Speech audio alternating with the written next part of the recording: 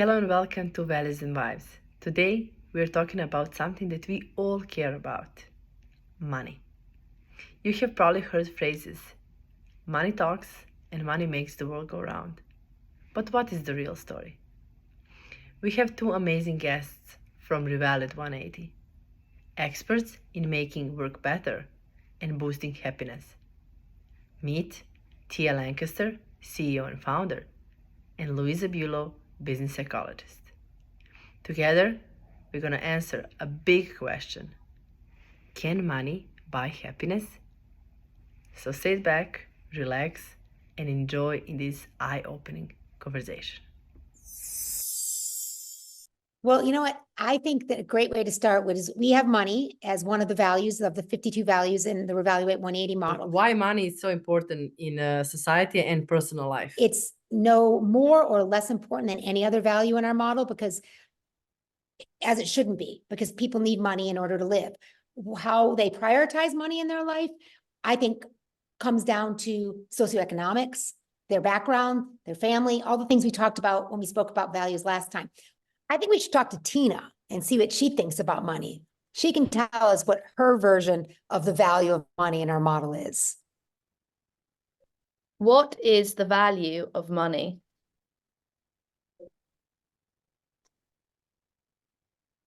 The value of money really depends on personal perspective. For some, it signifies security and the ability to provide for loved ones. To others, it could represent freedom or the means to pursue passions and interests. In the context of Reevaluate 180, if money is a high priority for you, it reflects certain aspects of your value system. I think that's super interesting when you look at the way that Tina responded to that question. And the reason why is she actually is really touching on something that we spoke about in our last podcast.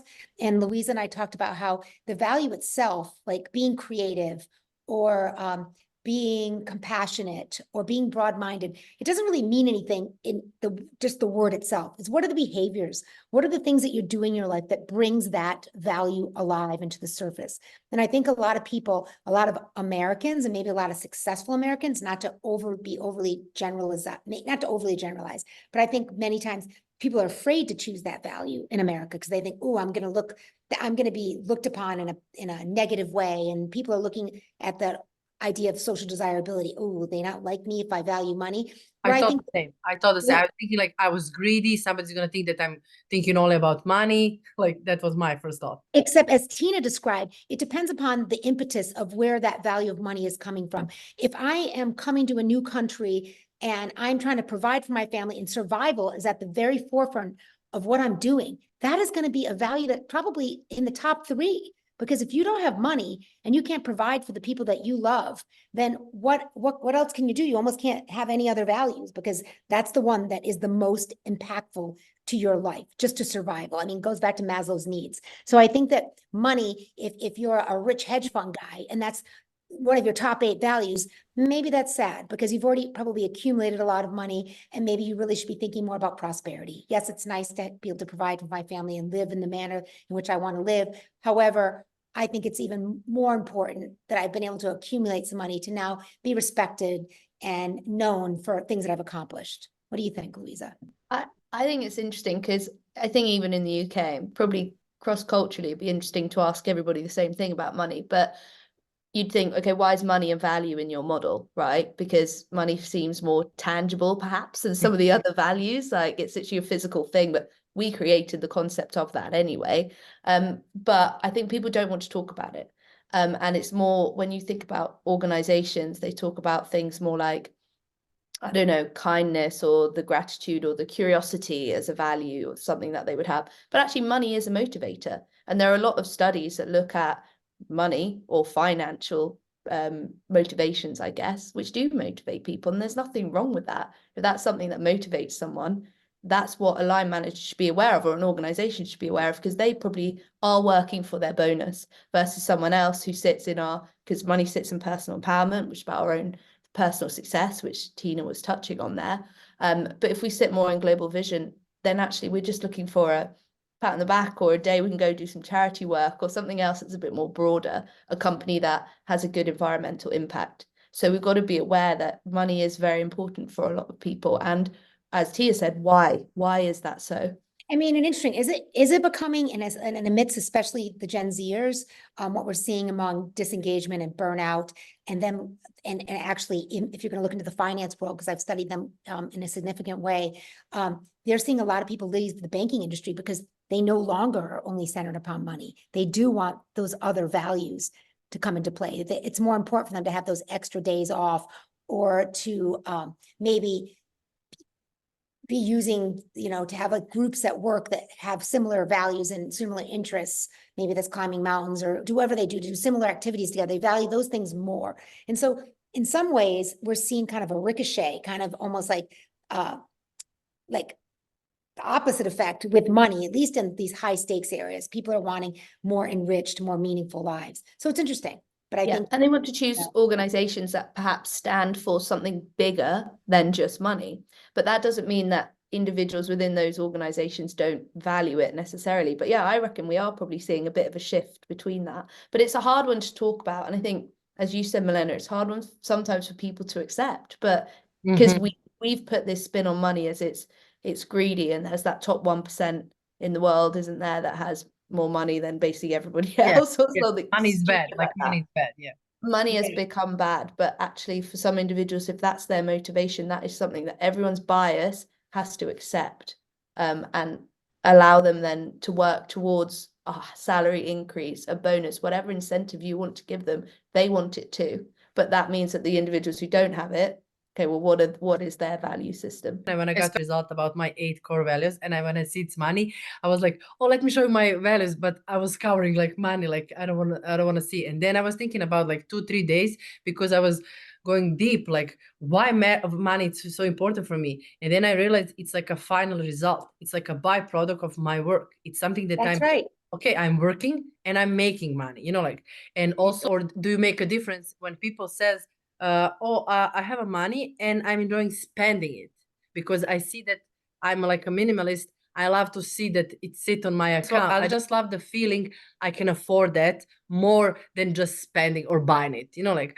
That's actually really interesting, because I think that goes back to what Tia just said originally, and what we talked about a lot in what our values is, how they are actually activated and how they come out are different for other people. So for you, actually stashing the money is a way that's coming out, and that's absolutely fine, versus someone else who every paycheck is probably spent and then they're back maybe in an overdraft, but still the money is the motivator. So at the end of the day, and also that begs another question, because I often feel like a lot of the Europeans that I know that live nice lives, they really believe that the Greeks and the Italians, that you should spend your money while living and use it, because that's why, that's what it's about, is having these experiences. So like Tina said, if I want to accumulate money in order to create more experiences for myself and my family, my loved ones, my friends, that's pretty amazing. So people make money bad. Money itself is not bad.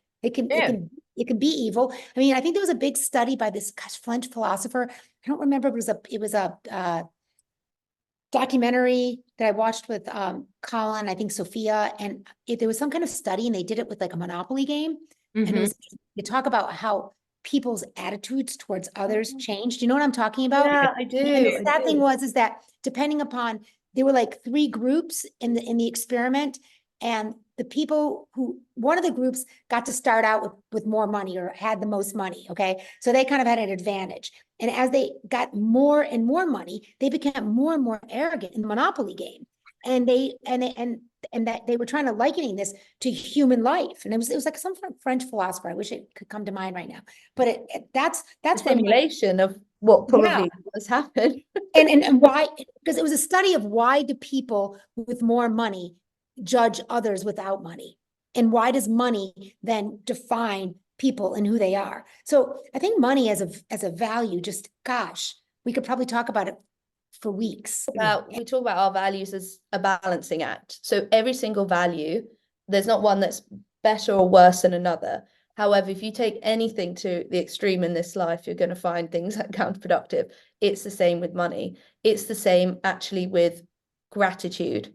if you're forever kind of thanking people and talking about that, you're never actually thinking about what you specifically want. And you're probably winding them up a little bit because it's like, okay, could you please do something for herself? Money's the opposite, for example. That's why it sits in personal empowerment. That's why actually when people do accumulate too much money, they just spend it on themselves and they just think about how they're going to make more money and they don't think about their wider impact. That's when it's counterproductive. And that is the genesis of values research and what all of the values researchers that came before the creation of our model have said. I mean, when you're using any of these values to an excess, as in personal empowerment, that's when greed and self-centeredness and just ego becomes so important. So it is really about creating that, as we say in evaluating your own perfect imbalance. You know, it's good to value money, but even while you're valuing money, even while you're starting with very little in your life and accumulating more, it's how do I maintain that balance and how do I remember the greater good? And how do I remember to balance my love of money with my love of giving to others? So I think it's more complicated than it's like you said, we could probably debate it for ages. I'm just thinking what's actually coming to my mind. And I literally remember being very young and my parents thinking, my whole family thinking it was so funny if me and my brother, so we basically raised as twins, we were both given the same amount of money, £10 note, £20, whatever, £1. He would go and spend it that day or the next day, and I would keep it in my bedroom in a stash for months and months and months and never ever spend it. And it's just made me think of that. Like, we had such a different perception of what to do, and he's in a job now which is very much bonus. Well, there's a big bonus aspect to it, but you know, he's not taking it. But I would imagine that's motivated for him. Whereas for me, I've gone more, I would say, being a psychologist, because you're wanting to help people.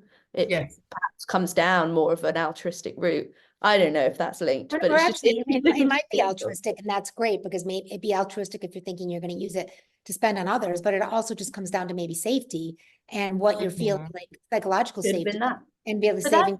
That's a good point, because it's when you blend our values. So no one just sits in one of our 4 zones. That's just not a thing. I've never seen it. You have a blend around the model. So if you have money and actually you have gratitude within global vision, because I gave that example before, how money manifests probably when you're activating both those values similarly or at the same time. If they're in your prioritized values, it's going to look very differently to if you're activating money and independence and assertiveness all in personal empowerment. So it's as Tia said, safety sits in regulation. So if you're actually having safety as one of those final values with money, again, that's going to look completely different. And that's, again, what the model does, because safety, our models, I mean, in the model itself, the values, the zones that sit next to each other are complementing one another. So you have safety that's, you know, in regulation, that's sitting next to money, which is in personal empowerment. So they are kind of working together. Like, how do I make them both work? Okay. But also, since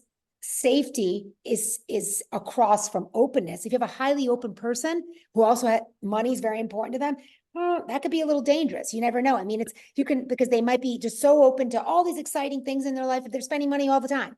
Where someone like Louisa, where maybe she's leaning more, which she is, because I've seen her atlas, more into regulation, that safety and that order, and knowing that, geez, if something happens, or I really want to, you know, save something to buy before my wedding or something, I know I'm going to have a little pile of money there. If I spend it right away, I won't, but you know. But when I got report, my husband, he did his training session, and I got his report also, and I saw that we have in common that we prioritize money as a value. What would happen with us if there is a lack of money? So if you don't have any money, I think it would ignite other values very quickly for you.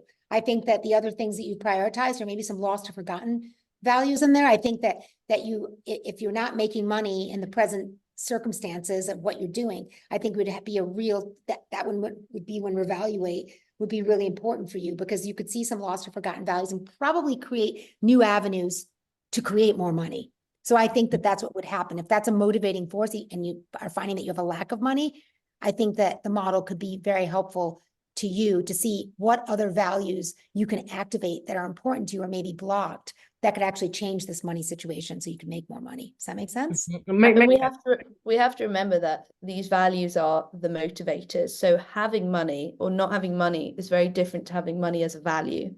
So what I mean by that is You could naturally just have a lot of money. You were born into a family where you inherited a lot of money. That doesn't mean money comes up in your profile as a prioritized value, because that might not motivate you. And then the next person I speak to, it might. So what they're not. That's answering a question that we're often asked when people are prioritizing their values, especially when we were doing it more before we became web-based, before we had Tina and everything was basically done online and with generative AI. People would physically sort cards, right? And the question that always came up when I was doing the training, and I'm sure Louisa's had the same question, is people say, "Oh my gosh, well, do I choose values or that's what I'm good at, or what's things I already have, or ones that I'm not good at and that I don't have?" And that's precisely where, what she's saying comes into play, because even if you don't have money, doesn't mean you don't value money. You know what I mean? It might mean you value it more because you want to attain more, I was always asking, and maybe Tia and Louisa, you can help me because you're working a lot with Wall Street. Can you tell me why people who had so much money, and they have so much money, and they maintain so much money, why they still work? I don't know. That's a really interesting question. I do see a lot of that in finance. I mean, many of the people around me in my life, of the events I've attended and the people I interviewed for my dissertation, is the money is no longer money to them anymore. It's really about the game. It's like, it's that they get. It's almost an addiction. Yes. And on Wall Street, they're not making widgets. They're not making a product. They're taking more money. They're taking a stack of money and turning it into more money, or taking a stack of money and losing money. So money is actually a game to them. And actually, like, my husband has always said something that's interesting. It's like, it's no longer, can I buy that yacht when you're for the super rich, or can I get that extra villa in south of France? It's about, do I have more chips at the table than the next guy next to me?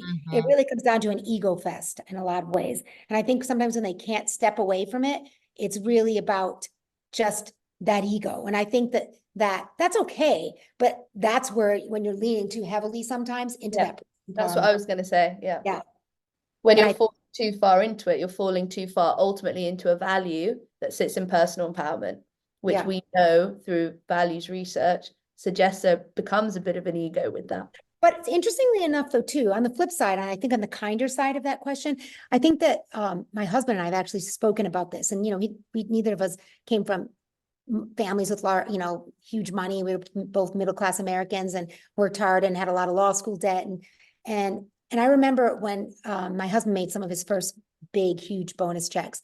And I remember we were sitting, we were, at this bar, and we were having a drink, and he was like, and he was kind of depressed almost. He had just gotten this big bonus, and he was like, I never really imagined myself receiving a bonus like this. And he goes, and my whole life is always about what's the next achievement, what's the next achievement, what's the next achievement. And so now I've gotten to this point where I really didn't think I was going to be, and it scares me because I should feel this overwhelming sense of joy, but my biggest fear is that I'm going to lose it all. I'm going to lose it all, and I'm going to go back to zero. So I think a lot of them do stay in the game of money, of making money and turning a small stack into a bigger stack, also out of fear that they maybe are once going to go back to not having any money. Sounds crazy, but once again, it's almost like an unconscious bias. That's like your irrational, emotional brain taking over and saying, you could lose it all tomorrow. It becomes paralyzing, and that's where golden handcuffs come in for people. Yeah. Can you tell me what is opposite value of money as a value? From your model, of course. Read anything that really goes into global vision. I would wonder if stewardship is a top runner. I agree. I think stewardship directly. That value? Yep, we have that value, and that's just about giving to like charitable organizations or things that are important to you, and whether that means giving of your time or giving of your money. It's really just giving, and what that means to you. I agree. I think stewardship, generosity, maybe. I think maybe if you become. If you want to look at the extremes of money, and I think if you become too self-obsessed with obtaining money for yourself. For me, one of the 8 core values, I have money and generosity. How is that combination? How weird that I said that then. Yeah. Sarah, I haven't looked at Milena's profile. That's actually good, because that's actually like what we talk about when we're teaching people in the training about what values mean. I mean, that's literally that whole idea of what am I giving to myself? I always say it's not like good cop, or devil angel, but it kind of is. It's like that push pull. Okay. It's like, how am I balancing the money I'm making for myself against what I'm giving to the outside world? So that, I think that's what keeps us real at the end of the day. And that's what creates some of the sadness when people aren't really fixing that tension maybe that exists there. Yeah, I think as well, it's very hard. The model isn't built where there are values that are complete opposites. So it's a really hard question to ask, right? Because it's just not how the model was built in itself, because money can come with generosity, for example. So as much as we can think it's an opposite, actually it can reflect well when somebody has that together, or with stewardship, like I was saying. Actually, if they're a steward using their money for the greater good. But do you know which one of our value blockers opposes money? I mean, it's interesting for us to look at that, because we've actually standardized our model as such that we could give a participant an idea of the 4 values that are actually being. Idealism blocks money, idealism. And that's interesting from what you were saying for traders. Yeah. And they become addicted almost to this utopian game, because Yes. kind of what exactly. idealism does. Right. Because the idealism blocker, you know, if we give you a little context around it, is the blocker in our model that deals with an unconscious bias of thinking that the world should be according to your worldview. If you think that every boss you have is going to be fair, the same way you believe that you are fair with your employees, you're probably going to be very disappointed. It's like good things happen to good people, bad things happen to bad people. It's believing the world. So I don't have it. So I cannot really get my mind to understand how people can think that, because I think you reap what you sow, or you make your luck in a way, or I don't remember if I chose idealism blocker. I think I may have.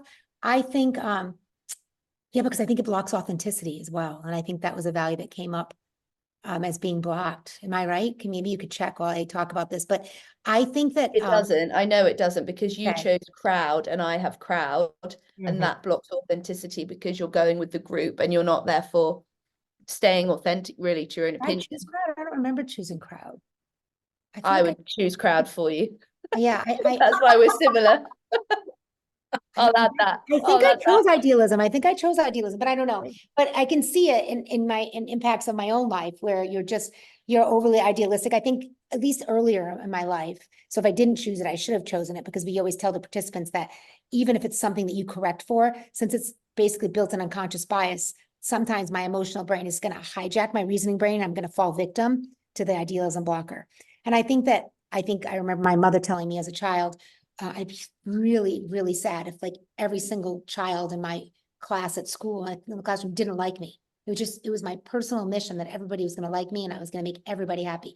And I would come home and I would often cry because somebody didn't like me or said something not nice about me. And I remember my mother always tell me, Tia, in this life, not everyone's going to like you, and you're just going to have to accept that. But in my idealistic mind, in my ideal world, everybody should like me because I'm trying to spread happiness and love. But frankly, that's just not reality. And you can spend your life feeling victimized. Oh, why don't they like me? What's wrong with me? Oh, I'm so sad. But my last question would be, can money buy happiness? I thought that would come up. Well, you go first. Let's see what you think, Louisa. I think if money is a value for you, and it's a prioritized value, and that's your motivation, and you are pursuing that motivation and you are getting money, that can help you be happier. I don't think it can buy you that happiness. I think you have to have it as a core value, and you have to work hard, and you have to activate that. I agree. I do not think money can be your sole source of happiness. And I think that becomes people's sole source of sadness in many ways. So I think money, when it accompanies your other prioritized values, can be very useful. But I definitely believe that kind of the moral to the story, and what we also talk about in the training, is that I think people believe, and we're told, especially in America, and probably similar in the UK, is if I work hard and make more money and obtain all the possessions that I think I need and want, I'm going to be happy. And the sad truth is when I built this model originally for high stakes professionals, the whole purpose of my model was that these people had all the money in the world, but why were they so sad? Money is not going to be the sole answer to anything. Living your life with meaning and purpose. And if money is is helping with those pursuits for meaning and purpose, then money is doing its job. Is Oh what my I would God, say. this is literally another episode about money. We need to film this as soon as possible. Thank you, ladies, You're welcome. for answering those hard questions, and stay with us, and see you in the next episode.